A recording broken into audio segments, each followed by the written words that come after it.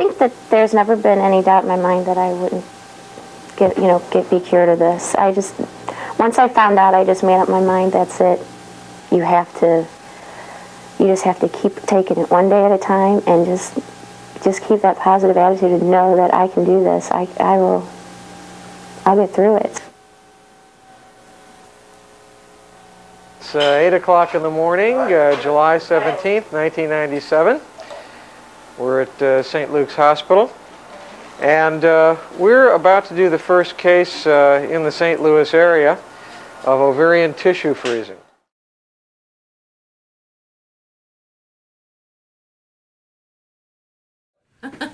Okay, well, I'm Dr. Silber, Sherman Silber, the Infertility Center of St. Louis, and we really have a treat right now.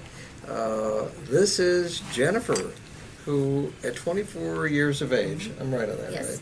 Came down with a terrible case of leukemia. They thought she was going to die, but just to be safe, in case she lived, when she did, and was cured, we would freeze her ovarian tissue. So that was like 20 years ago. And this is the first case that we ever did, and we're the only ones right now really actively with a program in the whole United States. And it's been a long time, and we didn't know that we'd be able to transplant the tissue back, and we didn't know if we could culture the tissue. And here she is now. We had her on Facebook Live several months ago, and she was happily pregnant, and now look what we have. Now she's 44 years old, if I can reveal that, with a 24-year-old ovary, and a beautiful baby. What's her name again? Madeline Grace. Madeline Grace. Madeline Grace and Mom and Dad. Hi. And this is, to me, is a miracle. So tell us how it feels.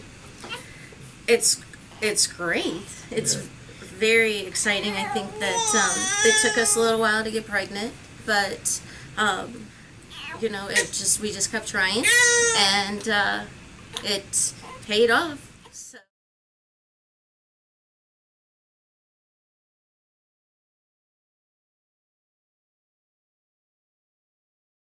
Dr. Sherman Silber, Infertility Center of St. Louis.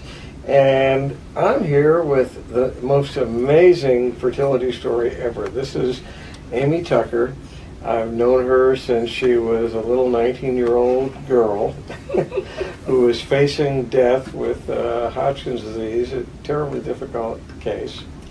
And she's got 2 children from her frozen ovary that we froze before she underwent her chemo and bone marrow transplant that sterilized her, and she's now pregnant with twins. She's going to wind up having 4 children from this ovary we froze before she had this life-threatening cancer and was treated for it.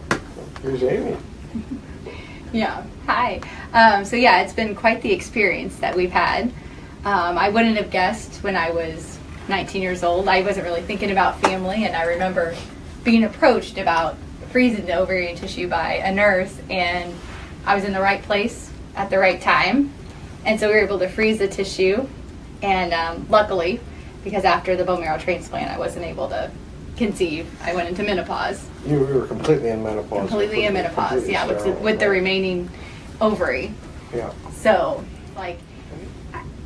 I think a lot of times when you're in the heat of the moment of cancer and you're facing treatment and you need to start treatment right away, you don't have time to really think about, well, later down in life, when I survive this cancer, what am I going to do about, family? So at that point, and obviously I gained a whole lot. and now you're going to have 4 children from this 19-year-old ovary. Yes, yes. And how old are you now? I'm 39 right now. Oh my gosh, so yes. You would have been in yes. trouble just because of age, maybe.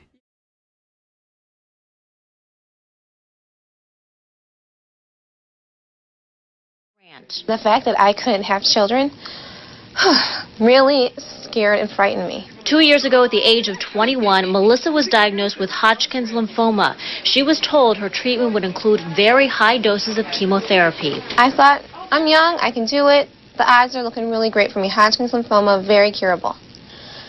And then I really started looking into my papers and my books that you get, and I came across fertility, and I burst into tears. I don't have a biological clock anymore. He took it away from me.